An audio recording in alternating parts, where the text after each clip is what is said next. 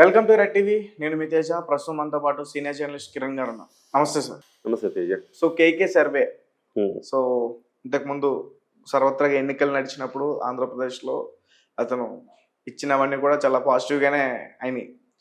కూటమి వస్తాడు, కూటమి వచ్చిందో అతను చెప్పినట్టుగానే ఏ అయితే సంఖ్యలు చెప్పిండో ఏ వచ్చాయి.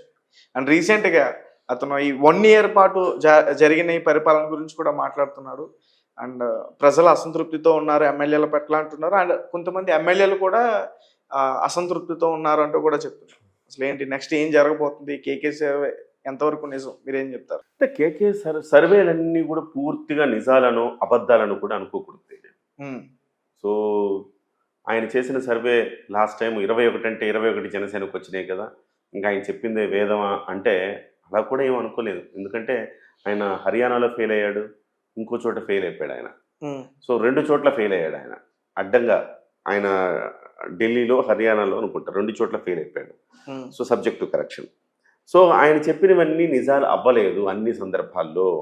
అంటే సర్వేలో కూడా ఎక్కడో కొన్ని లూప్ హోల్స్ ఉంటాయి. సో ప్రతిసారి నిజం అవ్వాల్సిన అవసరం లేదు. ఇవాళ ఆరా మస్తాన్ సర్వే చేశాడు. ఆరా మస్తాన్ సర్వే గతంలో చాలా గొప్పగా పేరు, ఆరా మస్తాన్ చేసే సర్వే అంటే ఏమైంది? ఆరా మస్తాను ఒక పార్టీకి ఇంక్లైన్ అయిన తర్వాత ఆరా మస్తాన్ కూడా తప్పుడు సర్వే ఇచ్చాడు. వైసీపీకి ఇంక్లైన్ అయిన తర్వాత సర్వే తప్పుడు ఇచ్చింది. అంటే మన మనసులో మన భావనలలో ఒక పార్టీకి అనుకూలంగా ఉంటే మనం చేసే సర్వే కూడా కొంత తప్పుదో పట్టిస్తుంది మనల్ని. సో ఆ రకంగా ఆరా మస్తాన్ కానివ్వండి, అంతకుముందు ఆత్మసాక్షి అని ఇలాంటి వాళ్ళందరూ కూడా బొక్కబొర్ల పడ్డారు కదా మొన్న ఎన్నికల్లో. గతంలో వీళ్ళు మళ్ళీ నిరూపించుకున్న వాళ్ళే మళ్ళీ బొక్కబొర్ల పడ్డారు. కాబట్టి సర్వేకు ప్రామాణికత అంటే పూర్తి స్థాయిలో సర్వేను 100% ఇది వాస్తవం, వీళ్ళు చెప్పారంటే ఖచ్చితంగా ఇది ఉంటుంది అని మనం తీసుకోలేము. First point. సెకండ్ పాయింట్ ఏంటంటే అట్లని చెప్పేసి వీడు చెప్పిందంత అబద్ధం అని కూడా అనుకోలేము. ఎవరో నన్ను 2-3 అడుగుతున్నారు ఫోన్లు చేసి, సార్ కేకే సర్వే కొంత కూటమికి కాస్త ఏదో నెగిటివ్గా ఉన్నట్టు అనిపిస్తోంది, నాకు జగన్మోహన్ రెడ్డికి అమ్ముడిపోయాడంటారా అని. ఇప్పుడు సరే, ఇప్పుడు ఆయన చెప్తున్న పూర్తిగా రివీల్ చేయలే. ఆయన 12వ తారీఖు వస్తుంది పూర్తిగా.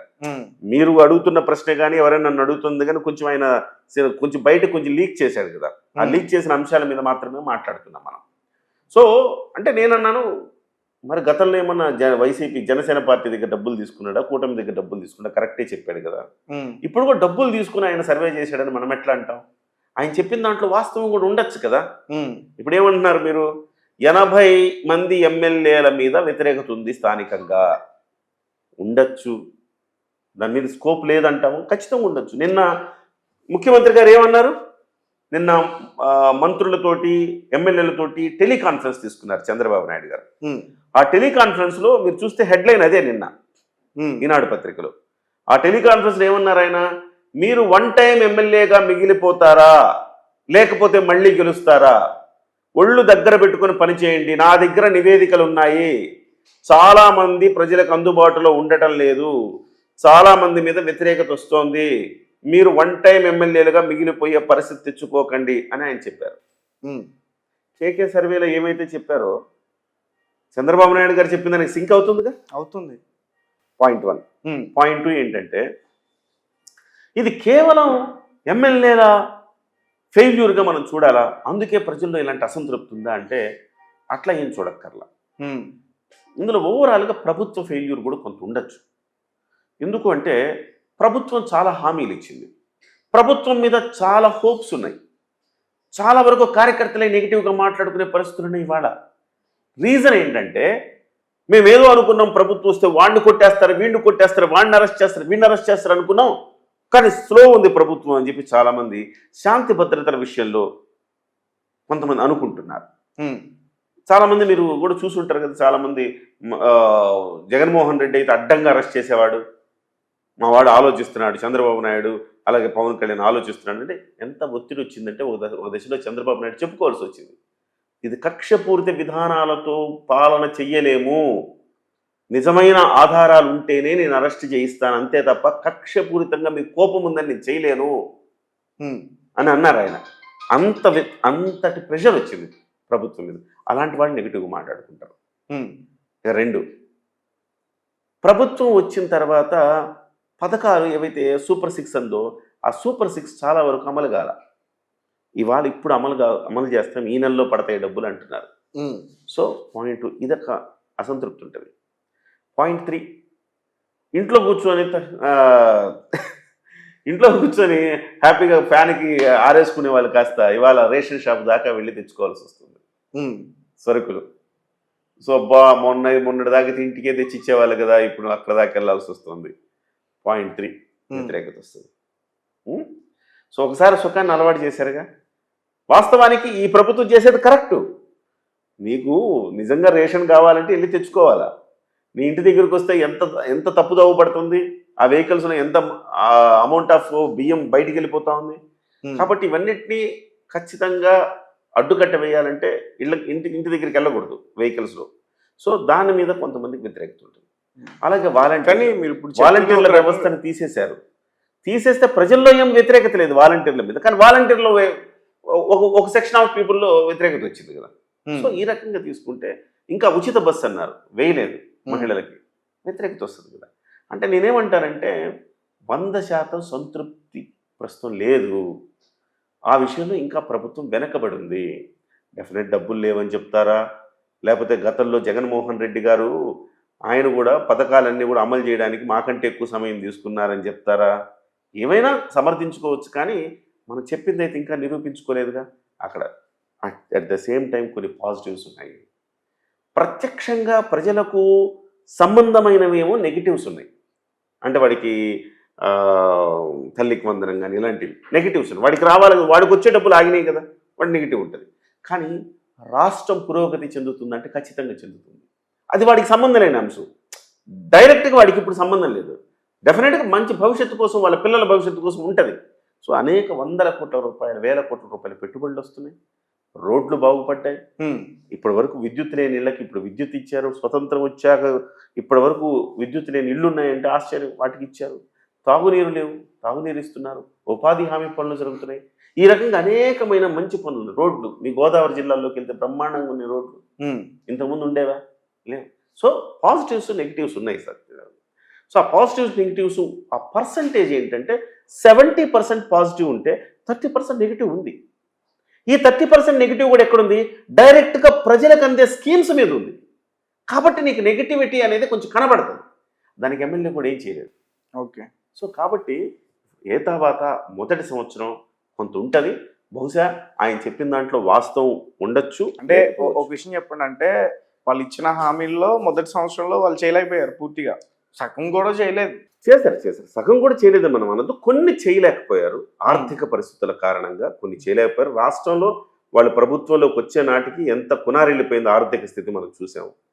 సో ఆ స్థితిలో కొంత ప్రభుత్వాలు ఎవరైనా, చంద్రబాబు నాయుడు కాబట్టి ఈ మాత్రం ఉందని కూడా అనుకోవాలి మనం. చంద్రబాబు నాయుడు గారు ఆర్థికవేత్త కాబట్టి ఈ మాత్రం మేనేజ్ చేస్తున్నాడు. టైంకి ఫస్ట్ ఉద్యోగులకు శాలరీలు వెళ్ళిపోతున్నాయా? ఇంతకుముందు వచ్చావా? లేదు. పెన్షన్లు ఎక్కడ ఆగట్లేదా? టైం 1వ తారీఖు వెళ్తున్నాయా? వాలంటీర్లు ఉన్నా లేకపోయినా వెళ్తున్నాయా? సో అలాగే రోడ్డు బాగుపడ్డాయా? ఇట్లా ప్రతిదీ తీసుకుంటే చాలా పాజిటివ్స్ ఉన్నాయి. సో నేను అన్నట్టు 70-30 ఫెయిల్ కాదు ప్రభుత్వం. 70% ఉంది ప్రభుత్వం సక్సెస్, 30% మైనస్ ఉంది. ఆ మైనస్ని ఈ సర్వేలన్నింటినీ ఏం చేసుకోవాలి తేజ అంటే, ఈ సర్వేల్లో వాస్తవాలు ఉన్నాయా లేదా అని అబ్జర్వ్ చేసుకొని, ఒకవేళ ఎక్కడైనా ల్యాప్సెస్ ఉంటే, వాస్తవాలు ఉంటే వాటిని మనం సరిదిద్దుకోవటానికి ప్రయత్నం చేయాలి. దానికి ఈ సర్వేను ఉపయోగించుకోవాలి తప్ప దాన్ని నెగిటివ్గా చూసి సర్వే చేసామంటే జగన్మోహన్ రెడ్డికి అమ్ముడు పోయి సర్వే చేశాడు, ఇట్లాంటి మాటలు మనం మాట్లాడుకోకర్లేదు అంటారు. అని ఇప్పుడు ఏ అయితే ఉన్నాయో ఈ పథకాలు కాకుండా ఇప్పుడున్న కూటమి ప్రభుత్వానికి ఇంకొక పెద్ద సవాల్ కూడా ఉంది. అమరావతి రాజధానిగా దాన్ని తీర్చిదిద్దు. సో అది కూడా బ్రహ్మాండంగా అవుతుంది పనులు. సో గతంలో ఎక్కడైతే శిథిలావస్థకు చేర్చేశారు, ఇప్పుడు మీ ఇల్లు ఉంది అనుకో, ఉదాహరణకు నువ్వు ఇల్లు కట్టుకున్నావు తేజ, పునాదులు వేసావు. పునాదులు వేసిన తర్వాత అక్కడ తాపేస్తే 5-6 ఏళ్ల పాటు నువ్వు ఆపేసావు అనుకో, చిలుం పట్టిపోయి మొత్తం శిథిలావస్థకు చేరుకో. డబ్బులు ఎవరి? నీ డబ్బులు. మీ నాన్న కట్టద్దు అన్నాడు అనుకో మీ నాన్న, ఆ తర్వాత నువ్వు మళ్ళీ స్టార్ట్ చేస్తే దాని మీద మళ్ళీ ఇంకా పెట్టుబడి అదనంగా పెట్టాలిగా. సో ఇవాళ దుర్మార్గంగా జగన్మోహన్ రెడ్డి గారి డబ్బులు అయితే ఆ రకంగా అనేవాడు కాదు. ఇది మన డబ్బు, ప్రజల డబ్బు. ఆ రకంగా పునాదులు వేసి వదిలేస్తే అవి ఏమైనా పాడవుతాయిగా. ఇప్పుడు మళ్ళీ దాన్ని రీస్ట్రక్చరింగ్ చేసుకొని మళ్ళీ చేయాలంటే మళ్ళీ ఎక్కువ ఖర్చు. బట్ రాగానే 15,000 కోట్ల రూపాయల అమరావతికి ప్రభుత్వం సాయం చేసింది, కేంద్ర ప్రభుత్వం. ఇవాళ నరేంద్ర మోదీ వచ్చి ఆయన సహకరిస్తున్నారు, ఆయన కూడా శంకుస్థాపన చేశారు. కొన్ని వేల కోట్ల పనులు, 53,000 కోట్ల పనులు అది దగ్గర సబ్జెక్టు కరెక్షన్ ప్రారంభమైంది, నడుస్తున్నాయి. డెఫినెట్గా ఈ ప్రభుత్వం 2029 మళ్ళీ ఎన్నికలకు వెళ్ళే నాటికి అమరావతిని సుస్థిరంగా కదల్చలేని విధంగా చేస్తారన్న ఒక భావన అయితే ప్రకటించేస్తారు.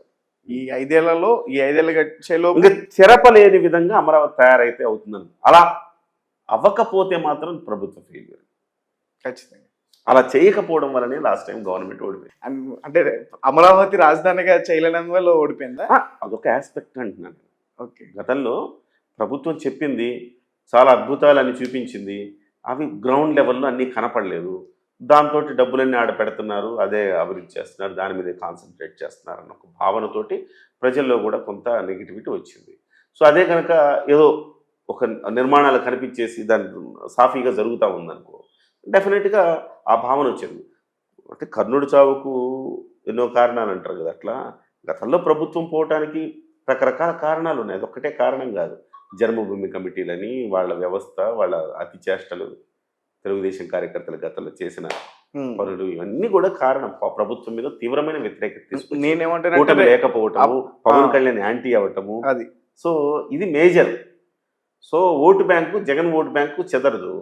కూటమిగా ఉంటేనే వీళ్ళ ఓటు బ్యాంక్ ఉంటుంది కరెక్ట్గా. అలా కాకుండా ఉంటే ఎవరికి వారు ఏమన్నా తీరే అంటే జగన్మోహన్ రెడ్డికి బెనిఫిట్ అవుతుంది. అదే జరిగింది లాస్ట్ టైం. సో ఫైనల్గా ఒక విషయం చెప్పండి, అంటే కేకే సర్వే ఇప్పుడు ఏదైతే బయటకు వస్తుందో న్యూస్ అంతా కూడా నమ్మొచ్చా నమ్మకూడదా? దాని యొక్క ఆయన సర్వే బయట పెట్టిన తర్వాత అంశాలు దేని ఆధారంగా చెప్పాడు ఇవన్నీ చూసుకున్న తర్వాత మాత్రమే మనం అనాలిసిస్ చేయగలం. కానీ ఒక్క మాటలో ఆయన నమ్మొచ్చు నమ్మకూడదని చెప్పేయలేం కదా. ఆయన బయట పెట్టిన అంశాలు ఇప్పుడు చెప్పాను, ఉదాహరణకి చెప్పాను ఏమని, ఆయన 80 మంది ఎమ్మెల్యేల మీద వ్యతిరేకత ఉంది అని చెప్పాడు అని నువ్వు అడిగావు. మరి చంద్రబాబు నాయుడు గారి స్టేట్మెంట్ని కంపేర్ చేసి చెప్పాను కదా. అంటే చంద్రబాబు నాయుడు గారు చెప్పినట్టుగా కూడా ఎంతో కొంత అందులో వాస్తవం ఉండే ఉంటుంది కదా.